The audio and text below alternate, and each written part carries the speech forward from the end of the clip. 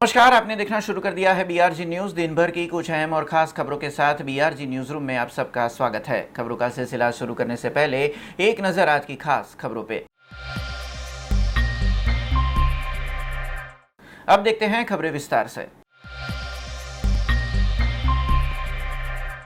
21वीं सदी के डिजिटल भारत का सपना देने वाले पूर्व प्रधानमंत्री राजीव गांधी की आज 31वीं पुण्यतिथि है, जिसको लेकर कांग्रेस पार्टी में लगातार पूरे देश में उन्हें श्रद्धांजलि दी जा रही है। तब बड़ौदा शहर कांग्रेस पार्टी का ये कार्यालय है, जहां की ये तस्वीरें सामने आई है। दांडिया बाजार में शहर कांग्रेस पार्टी कार्यालय पर स्वर्गस्थ राजीव गांधी की प्रतिमा को पुष्पांजलि अर्पित की गई थी।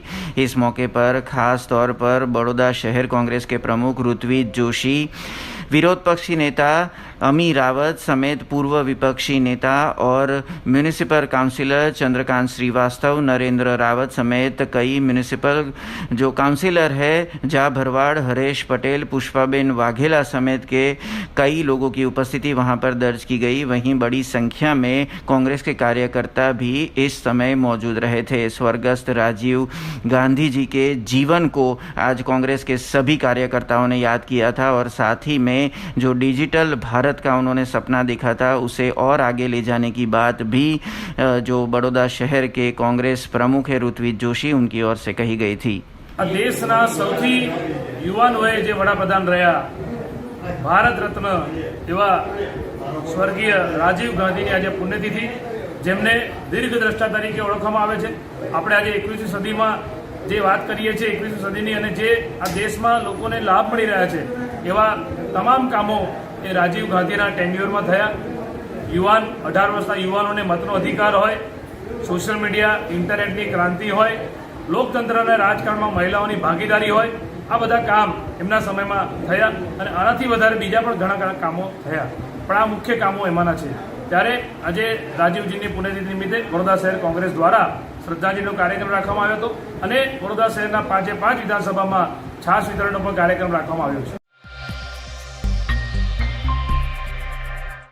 देश के पूर्व प्रधानमंत्री स्वर्गस्थ राजीव गांधी की पुण्यतिथि को लेकर बड़ौदा शहर कांग्रेस की ओर से कई श्रद्धांजलि कार्यक्रम आयोजित किए गए हैं, जिसको लेकर ये तस्वीरें जो आ रही है वो चौखंडी से आ रही है। चौखंडी में म्यूनिसिपल काउंसिलर चंद्रकांत श्रीवास्तव की ओर से बड़ौदा शहर की जनता को छाछ का वितरण किया गया था। आपको बता दें कि पूर्व प्रधानमंत्री स्वर्गस्थ राजीव गांधी की पुण्यतिथि आज है, 31वीं पुण्यतिथि।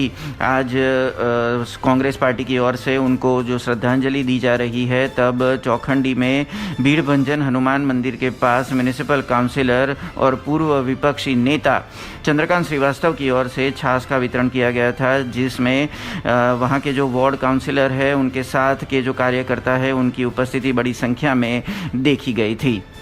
એમની પુણ્યતિથિના દિવસે એક તો એમને યાદ કરવા એમને શું કાર્યો કર્યા છે અને દેશને શું અર્પણ કરીને ગયા છે। એ જ્યારે આવ્યા ત્યારે એમનું માતૃશ્રીની હત્યા થઈ ગયેલી હતી અને મૃત્યુશૈયા પર પડેલા હતા। દેશની અંદર કોમી રમખાણો ફાટી નીકળેલા, એવી અંગારની આગ પર પ્રધાનમંત્રીનો પદ સ્વીકારવું અને દેશને સાચી દિશામાં લઈ જવું। એમણે જોયું કે મહિલાઓની વેદના કોઈ સાંભળતું નથી, એટલે 33% મહિલાઓને પોલિટિક્સમાં ભાગીદારી આપી, જેથી લોકો મહિલાઓ જીતે અને એમની વેદનાઓ સમજે। એ જ રીતે પંચાયતી રાજ ગામડે ગામડે મજબૂતી કરવા માટેની એક તાકાત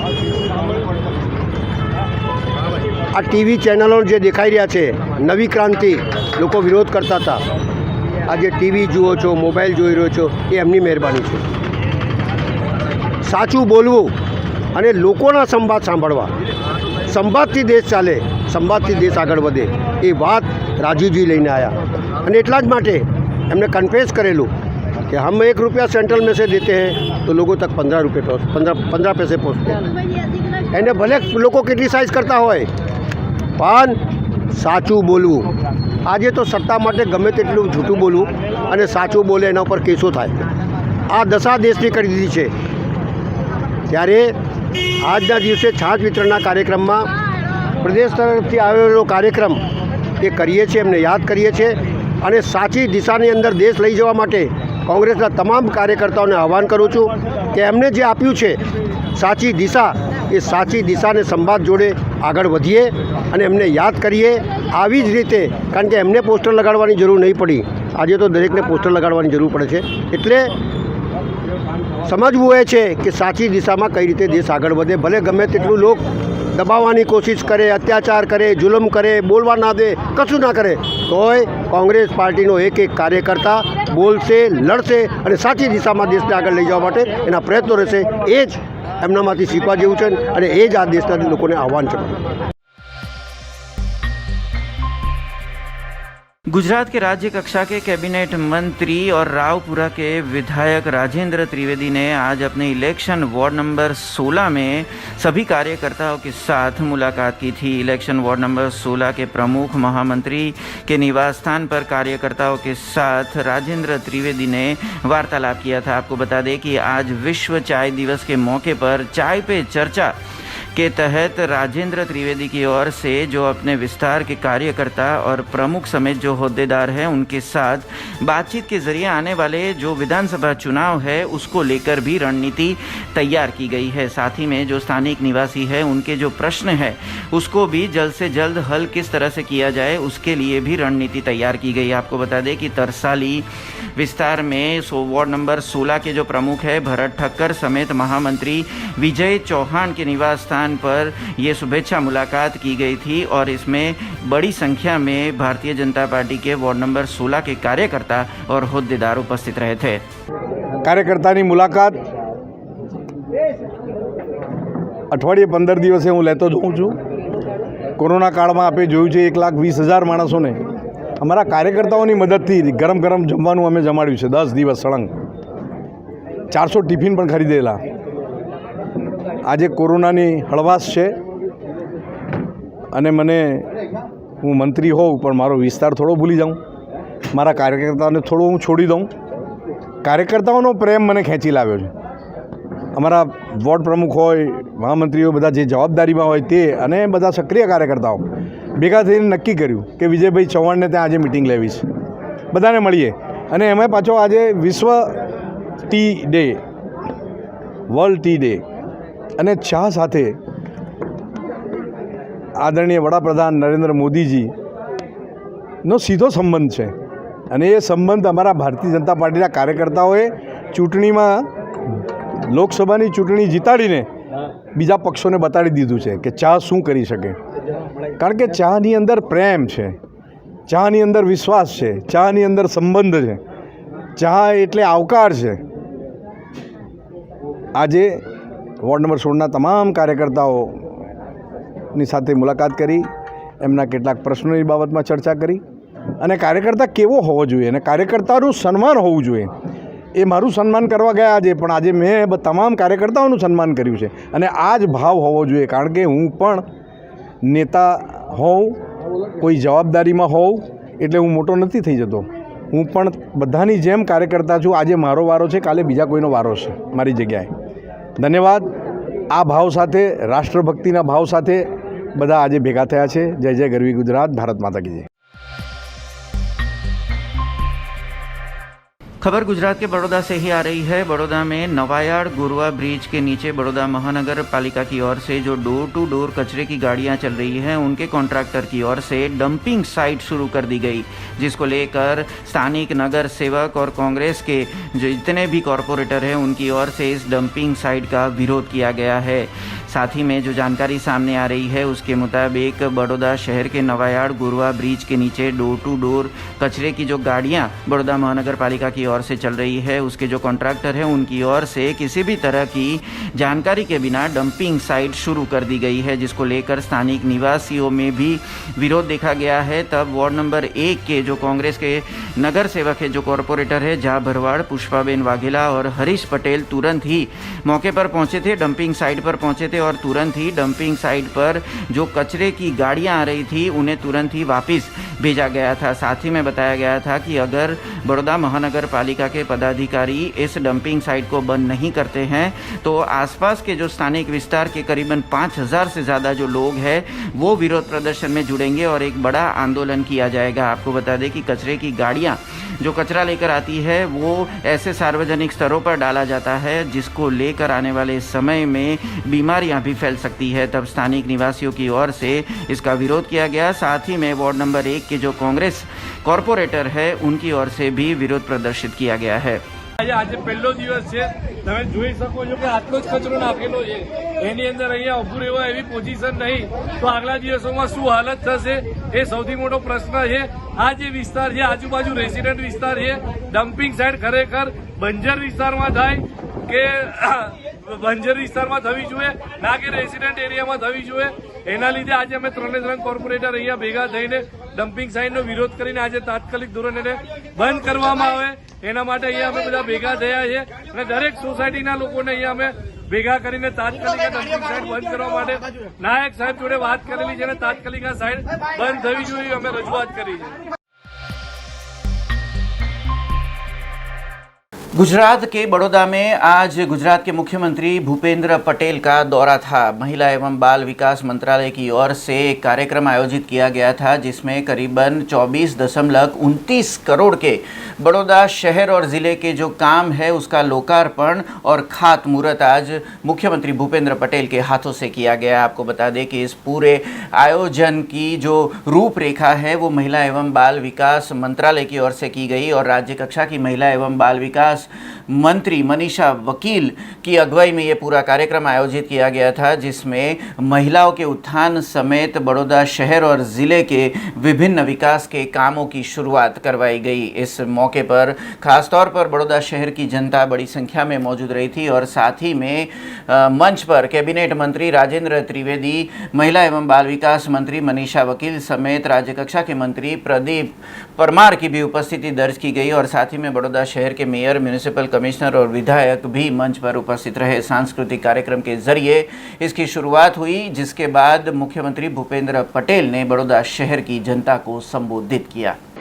કાર્યદક્ષતા માટે બેન અને બહેનના વિભાગે જે કામ કર્યું છે એ ખરેખર અભિનંદનને પાત્ર છે। હું દરેકે દરેક જણને અભિનંદન આપું છું। આ વખતે બજેટમાં બહેનો માટે ખાસ વ્યવસ્થા બજેટમાં કરી છે। એક યોજના લાયા છે 1000 દિવસ સુધીની સુપોષિત માતા સ્વસ્થ બાળક યોજના લાયા છે। 1000 દિવસ સુધી પ્રતિ માસ 2 કિલો ચણા, 1 કિલો તુવેર દાળ અને 1 કિલો 1 લીટર સિંગતેલ ના દરેક જણને 1000 દિવસ સુધી ફ્રી આપવામાં આવશે। દરેક જે સગર્ભા બહેનો હશે એ માતાઓને આ ફ્રી આપવામાં આવશે। આ બજેટમાં આનું પ્રાવધાન કર્યું છે। લગભગ 800 કરોડ રૂપિયાની આ યોજના આ વખતે આપણે બજેટમાં લાયા છે। એટલે જેમ દરેકે દરેક માણસ આગળ વધે એમાં આપણી માતા બહેનો પણ આગળ વધે એના માટેનું સરકાર આ યોજના લાવી છે। આપવાનો આજનો આ કાર્યક્રમ બધા સ્વરૂપ બહેનોને આર્થિક સહાયનો કાર્યક્રમ વહાલી દીકરી યોજના અંતર્ગત દીકરીઓને સહાય આપવાનો કાર્યક્રમ અને એની સાથે મહિલા સશક્તિકરણને પ્રોત્સાહન આપવા માટે શક્તિ મેળાના ઉદ્ઘાટનનો આજનો આ કાર્યક્રમ અનેકવિધ રીતે અનોખો છે અને આની માહિતી આપણને માનનીય મંત્રીશ્રી અને માનનીય મુખ્યમંત્રીશ્રી વિસ્તૃત વાત કરવાના છે। પરંતુ એની સાથે કોર્પોરેશનના 24 કરોડના ખર્ચે આશરે વિવિધ લોકાર્પણ અને ખાતમુહૂર્તનો પણ આજે કાર્યક્રમ આની સાથે જોડ્યો છે। વડોદરા શહેરની જરૂરિયાત અને વડોદરા શહેર હંમેશા જેના માટે ચિંતિત રહ્યું છે એવો પ્રશ્ન એટલે પાણીનો જે મુદ્દો છે। હું અભિનંદન આપું છું આ બહેનોને અને મહિલા બાળ વિકાસના પરિવારનો ખૂબ ખૂબ સ્વાગત કરું છું। મારી બહેનો, તમે રાજ્યના ભવિષ્યને મજબૂત કરવા બહુ જ અગત્યની ભૂમિકા નિભાવી રહ્યા છો અને રાજ્યની દરેક માતા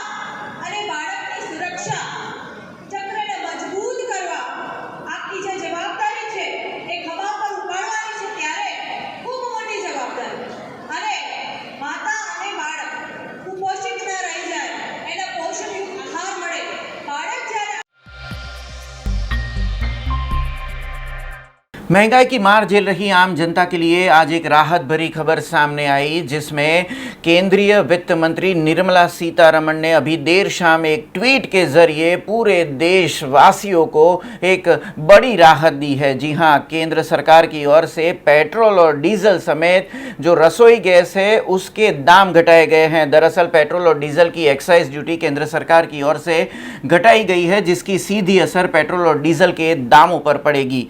माना जा रहा है कि आज रात 12 बजे से नए दाम लागू होंगे, जिसमें पेट्रोल की कीमतें 9.5 रुपए तक घट सकती है और साथ ही में डीजल की कीमतों में भी 7 रुपए कटौती दर्ज की जाएगी। साथ ही में जो पीएम उज्ज्वला योजना के तहत जो रसोई गैस दिया जा रहा है उसमें भी 200 रुपए की सब्सिडी दी गई है। एक परिवार को एक साल में 12 सिलेंडर दिए जाते हैं। इन 12 सिलेंडर पर एक सिलेंडर पर 200 रुपए की सब्सिडी का भी ऐलान वित्त मंत्रालय की ओर से किया गया है। तो ये बड़ी राहत भरी खबर है महंगाई की मार झेल रही पूरे देश की जनता के लिए। और इसके बारे में गुजरात के जो भारतीय जनता पार्टी के प्रवक्ता है भरत डांगर, उनकी ओर से भी जैसे ही ये खबर सामने आई वैसे इस खबर पर प्रतिक्रिया दी गई है। મધ્યમ વર્ગના લોકો માટે આંતરરાષ્ટ્રીય કક્ષાએ જે પ્રકારે ક્રૂડના ભાવો વધવાને કારણે પેટ્રોલ અને ડીઝલના ભાવમાં વધારો થયો હતો અને પેટ્રોલ ડીઝલના ભાવને કારણે મધ્યમ વર્ગની એક લાગણી હતી અને ધ્યાનમાં લઈને માનનીય પ્રધાનમંત્રી આદરણીય મોદી સાહેબ કે જેઓ હંમેશા મધ્યમ વર્ગ હોય ગરીબ વર્ગ હોય એની ચિંતા કરતા આવ્યા છે અને એટલા જ માટે આજે એક ઝાટકે પેટ્રોલની અંદર 9.5 રૂપિયા જેટલો, ડીઝલની અંદર 7 રૂપિયા જેટલો અને રાંધણ ગેસની અંદર 200 રૂપિયા જેટલો ઘટાડો એક સાથે કર્યો છે। આ પ્રકારે મધ્યમ વર્ગની ચિંતા કરવા બદલ, સામાન્ય વર્ગની ચિંતા કરવા બદલ, વેપારી વર્ગની ચિંતા કરવા બદલ અને સમગ્ર દેશની જનતાની ચિંતા કરવા બદલ માનનીય મોદી સાહેબનો, સમગ્ર કેન્દ્ર સરકારનો હૃદયપૂર્વક અભિનંદન સાથે આભાર વ્યક્ત કરીએ છીએ। મને પૂર્ણ વિશ્વાસ છે કે આ ઘટાડો થવાને કારણે મધ્યમ વર્ગના પરિવારોને અને સૌને આંશિક રાહત મળશે।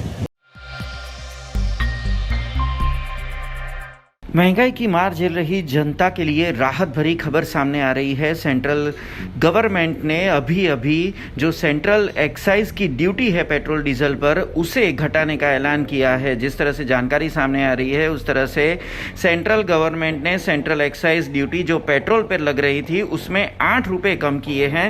साथ ही में डीजल पर करीबन 6 रुपये कम कर दिए गए हैं, जिसको लेकर अब पेट्रोल और डीजल की कीमतों में भारी गिरावट देखने को मिलेगी। जिस तरह से अनुमान लगाया जा रहा है उस तरह से अब पेट्रोल की कीमतें 9.5 रुपए कम हो सकती है और साथ ही में डीजल की कीमतों में भी 7 रुपए घट सकते हैं। तो ये राहत भरी खबर सेंट्रल गवर्नमेंट ने दी है। सेंट्रल गवर्नमेंट की ओर से सेंट्रल एक्साइज ड्यूटी जो पेट्रोल डीजल पर लग रही थी उसे घटाया गया है और इसकी सीधी असर आम आदमी की जेब पर पड़ेगी। खबरों का सिलसिला यूं ही जारी रहेगा, पर उससे पहले लेंगे कमर्शियल ब्रेक। तो देखते रहिए BRG news. Statue of unity Kevadia में दुनिया की सबसे ऊंची प्रतिमा, जहां पर आपके स्वागत के लिए तैयार है एक खूबसूरत अफोर्डेबल स्टे। प्रधानमंत्री श्री नरेंद्र मोदी जी के इस ड्रीम प्रोजेक्ट में butterfly garden, glow garden, jungle safari, river rafting, valley of flowers, dino trail, Jarwani eco tourism, Sardar Sarovar नौका विहार, सरदार सरोवर डैम जैसे 25 से ज्यादा आकर्षण है। ऐसी खूबसूरत जगह पर आपके कंफर्टेबल स्टे के लिए मौजूद है BRG budget stay. BRG budget stay में आपको मिलेगा अफोर्डेबल लग्जूरियस स्टे, खाने पीने और रहने की बेस्ट फैसिलिटी से सज 150 rooms. Conference hall, amphi theatre और पार्टी लॉन्स की भी सुविधा, डेस्टिनेशन वेडिंग, संगीत संध्या, बर्थडे पार्टीज और कॉर्पोरेट इवेंट्स जैसे आयोजनों के लिए बिल्कुल सही जगह। तो आप भी आज ही ऑनलाइन बुक करवाइए BRG बजट स्टे में अपना स्टे। लॉग ऑन करें www.brgbudgetstay.com near circuit house at statue of unity Kevadia. Contact number 9586647777। Break के बाद फिर से आप सबका स्वागत है। खबर गुजरात के बड़ौदा से सामने आई है। बड़ौदा में तरसाली विस्तार में महिलाओं के लिए मेकअप एकेडमी की शुरुआत करवाई गई है। जिस तरह से जानकारी सामने आ रही है उस तरह से एब्सोल्यूट एकेडमी के तहत ये तरसाली विस्तार में मेकअप एकेडमी शुरू की गई है, जो एक महिलाओं की ओर से शुरू की गई है। खासतौर पर महिलाओं को सशक्त करने के लिए और महिलाओं को आत्मनिर्भर बनाने के लिए, खासतौर पर किस तरह से उनके पर्सनालिटी पर मेकअप का क्या महत्व है, ये बताने के लिए एब्सोल्यूट एकेडमी का ये प्रयास है। एब्सोल्यूट एकेडमी जो तरसाली विस्तार में शुरू की गई है। आपको बता दें कि इस एकेडमी के शुभारंभ पर उर्वशी दवे, रीचा दवे और प्रार्थना दवे की खास उपस्थिति दर्ज की गई थी। एक्चुअली घणी बधी एकेडमी बधा सिटीमां होय छे, पण अत्यारे जे अहींया एकेडमी आ लोकोए जे शरू करी छे ए बहु ज યુનિક છે અને સરસ રીતે એટલું લાઈવ તમે જોઈ શકો એટલી ટીવીની વ્યવસ્થા પણ કરી છે આટલી સરસ, અને એમની પાસે બધી જ લેટેસ્ટ છે અત્યારે મેકઅપ ટ્રેન્ડ ચાલી રહ્યા છે, લેટેસ્ટ જે પ્રોડક્ટ્સ છે એ બધું જ એમની પાસે છે ને એકદમ સરસ રીતે શીખવાડી શકશે અને બહુ હું આશા રાખું છું કે બહુ સારું બધાને બરોડા કે બરોડાની આસપાસ જેટલા બી છે સિટીઝ ત્યાંથી લોકો અહીં શીખવા આવે. એકચ્યુઅલી આ ફિલ્ડ લેડીઝ માટે એટલું કહેવાય ને કે બધા માટે બહુ યુઝફુલ છે. આ ફિલ્ડમાં જેટલી પણ લેડીઝ આગળ છે ને એ લોકોને ફર્સ્ટ થિંગ તે ઘરેથી પણ ઘણો સપોર્ટ મળતો હોય છે. અને બીજી વસ્તુ એ કે તમે સ્વતંત્ર રીતે આમાં એટલે ઇઝી મની છે કે તમને બે ચાર વસ્તુ જો સરસ આવડતી હોય તો તમે બહુ સારું આમાંથી કમાઈ શકો. અને આ ફિલ્ડ એવું છે કે જલ્દી લેડીઝને ગમતી વસ્તુ છે, જેમ કે મેકઅપ કરવો એટલે રૂટીનમાં પણ લોકો કાજલ, લિપસ્ટિક, બ્લશર કે બધું કરતા હોય છે. તો રૂટીનમાં પણ લોકોને એટલું આવડતું હોય છે ને એટલું જલ્દી એ લોકો કેચઅપ કરી શકે છે. અને આવી જો એકેડેમી શરૂ થાય તો શું કે દૂર બધે જવું જ ના પડે, કારણ કે અમે લોકો પણ અબ્રોડ જઈએ છીએ બહાર શીખવા અને મોટી સિટીઝમાં બધા શીખવા જતા હોય છે. તો તમારે ફાયદો શું થાય કે તમારી સિટીમાં તમને સારું શીખવાનું મળી શકે. એબ્સોલ્યુટની શરૂઆત છે અમે લોકોએ મતલબ ટ્રેનિંગ કરી પ્રોપર બ્યુટી, હેર, મેકઅપમાં. એન્ડ અમે લોકો સૌથી વધારે સારું બિલીવ એ કરી રહ્યા છે કે ક્લાયન્ટને અમે બેસ્ટ સર્વિસ આપીએ, ક્લાયન્ટને સારી સર્વિસ આપીએ, ક્લાયન્ટને છેતરીએ નહીં, કેમ કે બહુ જ બધી એક્સપેક્ટેશન લઈને અમારી પાસે આવતા હોય છે. તો બસ એનાથી અમારી શરૂઆત થઈ. પછી મને કોરોનામાં એમ લાગ્યું કે મને હજુ ઘણું આગળ કરવું જોઈએ મેકઅપમાં અને મેકઅપની ટ્રેનિંગ પણ બધાને આપવી જોઈએ. ત્યાર પછી હું મેમના ક્લાસ કર્યા એન્ડ એમનાથી મને બહુ જ મોટિવેશન મળ્યું અને એના પછી હું મતલબ ડિસાઇડ કર્યું કે હું એકેડમી ઓપન કરું. અને બધામાં જે લેડીઝ બહુ મોટા ક્લાસીસ અફોર્ડ નહીં કરી શકતી એ લોકોને હું ઓછી ફીસમાં બહુ સારું એવું શીખવાડું, જેથી એ લોકો એમની લાઈફને આગળ મતલબ આગળ વધી શકે અને પોતાના પર કોઈના પર ડિપેન્ડ ના રહે કોઈના પર, ને પોતાની રીતે સારું એવું કરી લે એમ.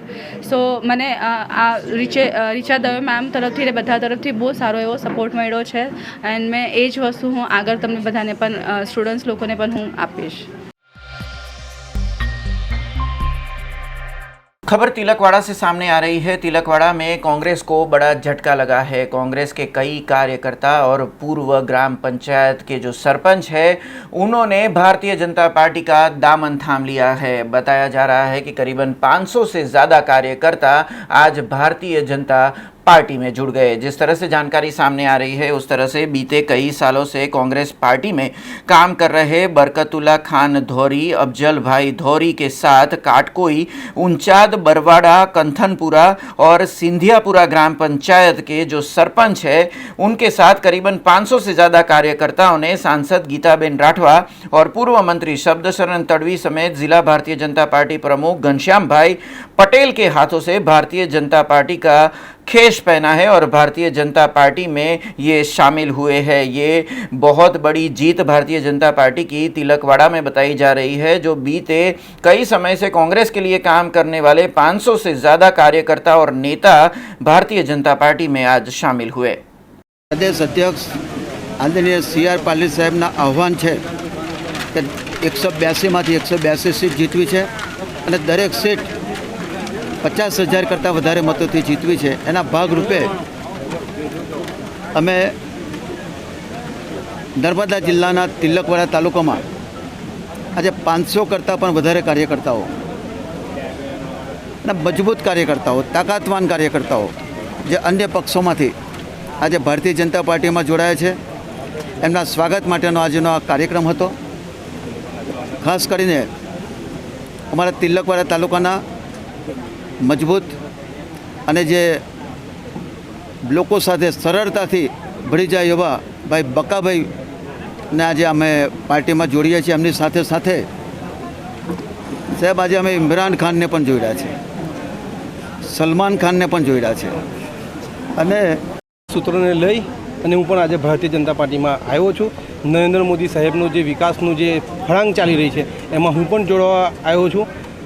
મારે પણ મારા વિસ્તારમાં એવા અનેક એવા કામો છે જે હજુ મેં વર્ષોથી કોંગ્રેસમાં તો જે કોંગ્રેસના મોટા નેતાઓએ આજ દિવસ લગી કોઈ ધ્યાન આપ્યું નથી. મારા વિસ્તારમાં નર્મદા પરિક્રમાના દર વર્ષે 80થી 1 લાખ લોકો ત્યાંથી પ્રવાસન માટે જાય છે. ત્યાં કાચા રસ્તા છે. મેં અગાઉ કોંગ્રેસના ધારાસભ્ય તેમજ નારાયણભાઈ રાઠવા સાહેબને અનેક વખત રજૂઆત કરેલી છે, છતાં પણ આજ દિવસ લગી મને ખાલી ભલામણ પણ લખી નહીં આપેલી. गुजरात की बड़ौदा में आई महाराजा सयाजीराव यूनिवर्सिटी के वाइस चांसलर की ओर से यूनिवर्सिटी के इतिहास में पहली बार कई कठोर निर्णय लिए गए हैं और इसका विरोध खुद जो सेनेट सदस्य है वो कर रहे हैं. जानकारी के मुताबिक यूनिवर्सिटी के वाइस चांसलर विजय कुमार श्रीवास्तव की ओर से विवादित निर्णय लिया गया है. विजय कुमार श्रीवास्तव की ओर से निर्णय लिया गया है कि कभी भी उनके कार्यालय में यानी कि वाइस चांसलर की चैम्बर में आने से पहले मोबाइल उन सभी को बाहर रखना पड़ेगा. साथ ही में जो वाइस चांसलर की जो कैबिन है उसके बाहर एक ट्रे रखी जाएगी जिसमें सभी जो भी उनको मिलने आ रहे हैं उन सभी के मोबाइल वहाँ पे बाहर रखे जाएंगे. ये निर्णय यूनिवर्सिटी के इतिहास में पहली बार किसी वाइस चांसलर ने लिया है. साथ ही में यूनिवर्सिटी हेड ऑफिस के बाहर हथियार से लैस जवानों को भी तैनात किया गया है. हेड ऑफिस में मीडिया के प्रवेश पर भी प्रतिबंध लगाया गया है. साथ ही में कहा गया है कि वाइस चांसलर और रजिस्ट्रार की ऑफिस तक किसी को इजाज़त के बगैर प्रवेश नहीं दिया जाएगा. इन सभी निर्णयों के सामने जो सेनेट सदस्य है निकुल पटेल, उन्होंने अपना विरोध दर्ज करवाया है और साथ ही में कहा है कि यूनिवर्सिटी के जो संचालक मंडल है उनकी ओर से इस तरह के जो निर्णय लिए गए हैं वो कभी भी एक्सेप्ट नहीं किए जाएंगे, उन सभी निर्णयों को माना नहीं जाएगा. साथ ही में इस बात पर यूनिवर्सिटी के पीआरओ जो है लकुलेश त्रिवेदी, उनकी ओर से बातचीत की गई तो उन्होंने इन सभी निर्णयों के साथ जो यूनिवर्सिटी के सत्ताधीश है उनका बचाव किया गया था. उनकी ओर से कहा गया है कि वीसी ऑफिस में फ़ोन की वजह से, मोबाइल फ़ोन की वजह से डिस्टर्बेंस हो रहा है और उसकी वजह से वाइस चांसलर विजय कुमार श्रीवास्तव ने ये निर्णय लिया है. और जब उनको हेड ऑफिस के बाहर जो हथियार से लैस जवानों को तैनात करने के बारे में पूछा गया तो उनकी ओर से ये कहा गया है कि जो यूनिवर्सिटी में जो छात्र हैं उनकी ओर से जो विरोध प्रदर्शन किए जा रहे हैं, ऐसी घटनाओं के सामने सुरक्षा के इंतजामात के तहत पुलिस कमिश्नर की ओर से गनमैन को तैनात किया गया है. इस तरह के जो बचाव है वो यूनिवर्सिटी के पीआरओ लकुलेश त्रिवेदी की ओर से किए गए हैं. जानिए ये क्या है पूरा मामला. આ એક વ્યવસ્થા છે. આ કોઈક નિયમ બનાવી અને એને સજાપાત્ર ગુનો કર્યો છે એ પ્રકારે નથી. આ એક વ્યવસ્થા ઊભી કરેલી છે, બરાબર છે. અને મેં જે આમને કીધું કે એમાં પણ આગળ વિચાર થઈ શકે છે. મેં એમને કીધું, જેમ આપને કીધું કે વાઇસ ચાન્સલર સાહેબની ઓફિસ છે, એમને સ્વાભાવિક ક્રમે બીજા ઘણા બધા એસાઇનમેન્ટ્સ પણ સાથે સાથે હોય છે. એટલે એ દરમિયાન એ ઉપાડે ન ઉપાડે એ કયા પ્રકારનું ડિસ્કશન છે, ક્યારે ઉપાડવો, ઉપાડીને શું વાત કરવી, એ સ્વાભાવિક ક્રમે એમને એનો પ્રોટોકોલને એમને ધ્યાનમાં હોય. વાઇસ ચાન્સલર સાહેબ જ્યારથી આવે છે ત્યારથી અત્યાર સુધી મને ધ્યાનમાં છે ત્યાં સુધી 3 મુલાકાત તો એમની થઈ ગઈ છે. ના, એમાં મીડિયા સમક્ષ પણ અત્યાર સુધી યુનિવર્સિટીની જે વ્યવસ્થા હતી એ વ્યવસ્થામાં પીઆરઓની વ્યવસ્થા ન હતી. હવે પીઆરઓની વ્યવસ્થા થઈ ગઈ છે એટલે સ્વાભાવિક ક્રમે મીડિયા કર્મીઓ જે રીતે પીઆરઓ ઓફિસ સાથે લાઇઝનિંગમાં રહી અને સહયોગ કરે છે ખૂબ જ આવકારદાયક છે અને ભવિષ્યમાં આ રીતે સપોર્ટ પણ અને સહયોગ કરતા રહેશે. એ બદલ હું એમને અભિનંદન પણ પાઠવું છું. મીડિયા આ લોકશાહીનો ચોથો પિલર છે અને લોકતાંત્રિક રીતે જે લોકો કામ કરતા હોય એને મીડિયાને અંદર આવવા દેવું જોઈએ એવું મારું સ્પષ્ટ માનવું છે. વાઇસ ચાન્સલરની કેબિનની બહાર એક ગનમેન પોલીસવાળા ઊભા હતા અને હું જ્યારે અંદર જઈ રહ્યો હતો તો એમણે મને રોક્યા. મારી દ્રષ્ટિએ એમને ખ્યાલ નહોતો કે હું કોણ છું, પણ એમની જવાબદારીના ભાગરૂપે એમણે રોક્યા. ત્યાર પછી અહીંયાના લોકલ સિક્યુરિટી એમને જણાવ્યું કે આ સેનેટ મેમ્બર શ્રી છે અને એમને જવા દેવું જોઈએ. ત્યાર પછી વાઇસ ચાન્સલર શ્રીએ મને સાંભળ્યા અને મેં એમને જે બી રજૂઆત છે એ બધી કરીને આવ્યો છું અંદર કે આ રીતનું એમણે કંઈ ના કરવું જોઈએ. જેવું મને જાણકારી મળ્યું કે આવો કોઈ નિર્ણય લેવામાં આવે છે, હું એમને પર્સનલી મળીને એમને જણાવ્યું. કોઈ ડરનો માહોલ નથી. જે બી રજૂઆત છે અમે ડંકાની ચોટ ઉપર કરીએ છીએ અને જ્યારે જરૂર છે ત્યારે કરીએ છીએ. એ પછી કોઈ બી હોય, વાઇસ ચાન્સલર શ્રી હોય કે સેનેટ મેમ્બર હોય કે સિન્ડિકેટ મેમ્બરો હોય, અમારી જ્યાં યોગ્ય રજૂઆત હશે અમે કરીશું. આવનારા દિવસોમાં બી જો જરૂર પડે તો આના માટે આવેદનપત્ર અને આંદોલન બી કરવું પડે તો કરીશું. મને મોબાઈલ લઈને અંદર જવા દેવામાં આવ્યો તો મને કોઈ બી જાતનું મોબાઈલ બહાર મૂકવા માટેનું કશે કહેવામાં આવ્યું નથી. એ હવે વાઇસ ચાન્સલરનો ડિસ્ક્રિશનરી પાવર છે, પણ હું જ્યારે અંદર ગયો તો મને કોઈ જગ્યાએ એવું કહેવામાં ના આવ્યું કે તમારે મોબાઈલ બહાર મૂકીને જવાનું. મારો મોબાઈલ લઈને અંદર ગયો. હવે એ વાઇસ ચાન્સલર શ્રીનો પ્રશ્ન છે, કારણ કે એમની કેબિનની બહાર જે રીતનું એમણે નક્કી કર્યું છે એમનો વિષય છે, એમાં કોઈ પ્રતિક્રિયા આપી ના શકું. જો એ કોઈ બેઠું હોય અને એમના આવા નિર્ણયો હોય તો એ બતાવે છે કે એમને આ યુનિવર્સિટી પ્રત્યે કેટલી લાગણી છે. તમારી કોઈ બી લાગણી હોય એ લોકો માટેની હોવી જોઈએ અને લોકો થકી જ આ યુનિવર્સિટી છે, વિદ્યાર્થી થકી આ યુનિવર્સિટી છે, લોક પ્રતિનિધિ થકી આ યુનિવર્સિટી છે. એટલે મારી એમને નમ્ર વિનંતી છે કે તમે જે કાર્ય કરો છો એ લોકો માટે કરો છો, તો આવા બધા પ્રતિબંધો જે બી હોય એ ના લગાવવા જોઈએ. મહારાજા સયાજીરાવ યુનિવર્સિટીના ઇતિહાસમાં પહેલીવાર આવો કોઈ અમાનુષ્ય નિર્ણય કહેવાય જેને કે એવા લગાવીને જો આ વાઇસ ચાન્સલર શ્રી કરતા હોય તો દુઃખની વાત છે. સેનેટ મેમ્બર તરીકે હું એટલી જ વિનંતી કરીશ કે આવા ફરમાનો ન લગાવવા જોઈએ. તમે વાઇસ ચાન્સલર છો, શિક્ષકને મળવું જોઈએ, વિદ્યાર્થીઓને મળવું જોઈએ. જે બી લોકતાંત્રિક રીતે ચૂંટાયેલા સેનેટ મેમ્બર, સિન્ડિકેટ મેમ્બર તમામને મળવાનો તમારો શું કહેવાય કે જવાબદારી છે અને એમના પ્રશ્નો સાંભળવાની જવાબદારી છે.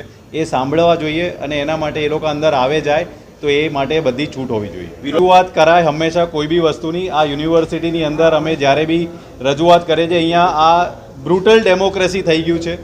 લોકતંત્રના નામ ઉપર, બહુમતીના નામ ઉપર સાચો મુદ્દો હોવા છતાં બી કોઈ એક્શન લેવામાં આવતું નથી. અહીંયા અમે આજ યુનિવર્સિટીના સેનેટની બહાર, સિન્ડિકેટની બહાર 4-4 કલાક સુધી ધરણા પર બેઠા છે. અમે અહીંયા એક આગળ પત્ર આપીને આવ્યા હતા કે અહીંયા જે બી સિક્યુરિટીઝ છે એ બધા રિટાયર્ડ થઈ ગયા છે, તેમ છતાં બી લેવામાં આવે છે. કોઈ સાંભળતું નથી. એટલે અમારે રજૂઆત જ કરવી પડે. રજૂઆત કરીને જે બી યોગ્ય એમને નિર્ણય લેવાનો છે, રજૂઆત અને જે બી હશે એ બધું અમે કરીશું. सावली से यह खबर सामने आ रही है जहां पर कल देर रात दो गुटों के बीच घर्षण सामने देखा गया. आपको बता दें कि सावली के माता भागोल विस्तार और बरोडा भागोल विस्तार में दो कौम के लोग आमने सामने आ गए थे. जिस तरह से जानकारी मिल रही है उस तरह से रामदेव पीर का पाठ आयोजित किया गया था, जिसके बाद एक शोभा यात्रा निकली थी. इस शोभा यात्रा में दो कौम के लोग आमने सामने आ गए और कई घातक हथियारों के साथ हमला किया गया. आपको बता दें कि करीबन 3 जितने जो लोग हैं उन्हें घायल हुए हैं वो, और साथ में उन सभी घायलों को जमनोत्री आरोग्य केंद्र ले जाया गया है. सावली पुलिस ने तुरंत ही मौके पर पहुंचकर स्थिति पर काबू पाया था और आगे की कार्यवाही भी उन्होंने शुरू की है. लगातार सावली में बीते कई दिनों से ऐसी वारदातें सामने आ रही है जिसमें दो गुटों के बीच घर्षण देखा गया है. उसी तरह कल देर रात एक बार फिर ये घर्षण हुआ, पर पुलिस की मुस्तैदी के चलते तुरंत ही स्थिति पर काबू पा लिया गया.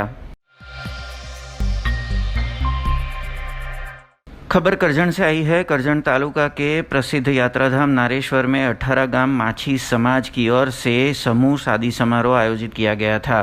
आपको बता दें कि शादी समारोह के साथ सामाजिक सेवा भी की गई, जिसमें रक्तदान शिविर का भी आयोजन किया गया था.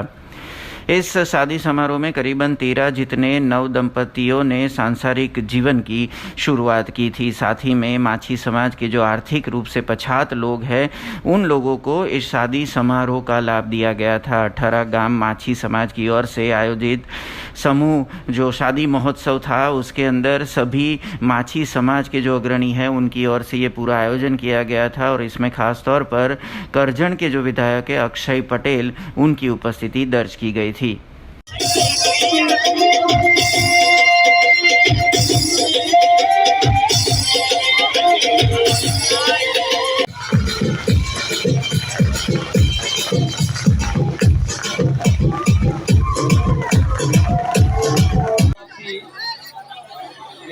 એ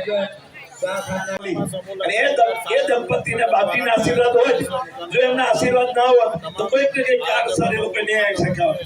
એટલે આશીર્વાદ બાકીના છે. હું પણ બાકીને પ્રાર્થના કરું કે અહીંથી આવેલા નવ દંપતીને એમના પર બાકીના બહુ આશીર્વાદ ઉતરે, તન મન અને ધનથી સુખ શાંતિ અને સમૃદ્ધિ એમને કાયમ ટકે.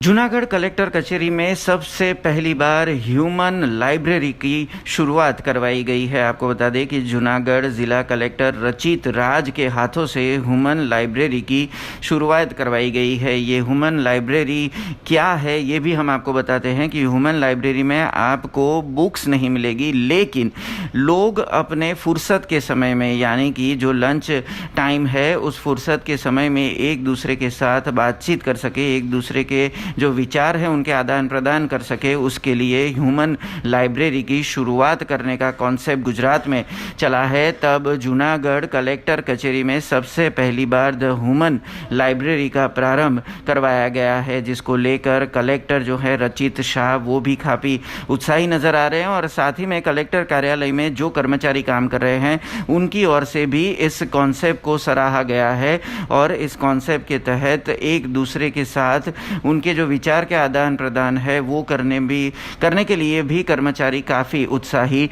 नज़र आ रहे हैं। द ह्यूमन लाइब्रेरी की शुरुआत की गई है जो दोपहर 1 से 3 के बीच चलेगी और इस 1 से 3 के दौरान कर्मचारी ह्यूमन लाइब्रेरी में एक दूसरे के साथ बात और एक दूसरे के साथ अपने विचार शेयर कर पाएंगे, जिसको लेकर जो जूनागढ़ के कलेक्टर है और साथ ही में अधिक कलेक्टर है उनकी उपस्थिति वहाँ पर दर्ज की गई थी। और इस बारे में ज़्यादा जानकारी जूनागढ़ ज़िला के जो कलेक्टर है रचित राज उनकी ओर से दी गई थी। जूनागढ़ कलेक्टर द्वारा वुमन लाइब्रेरी શરૂ કરવામાં આવે છે। વુમન લાઇબ્રેરી એટલે લાઇબ્રેરીમાં પુસ્તકો નહીં હોય, પરંતુ આ કલેક્ટર ઓફિસના તમામ કર્મચારીઓ પોતાની વિચારોની આપલે આ લાઇબ્રેરીમાં બેસી રજૂ કરી શકશે। આજના યુગમાં તણાવમુક્ત જીવનમાં લોકો નોકરીઓ કરતા હોય છે, પોતાનું કામ કરતા હોય છે, તેવા સમયે એકબીજાના વિચારોની આપલે થાય તો એમને ઘણી રાહત થાય છે। તેવો એક શુભ વિચાર સાથે વુમન લાઇબ્રેરી શરૂ કરવામાં આવી છે। પ્રકાશ દવે, BRG ન્યૂઝ, જૂનાગઢ।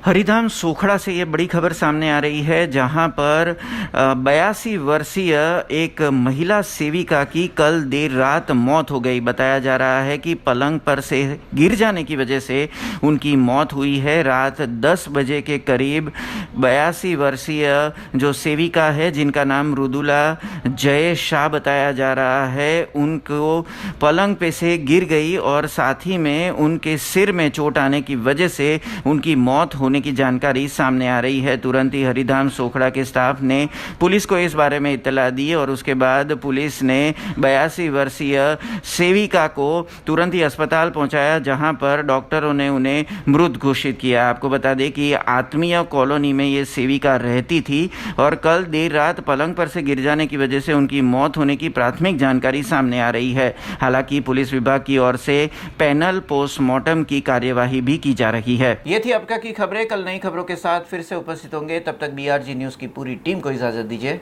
नमस्कार।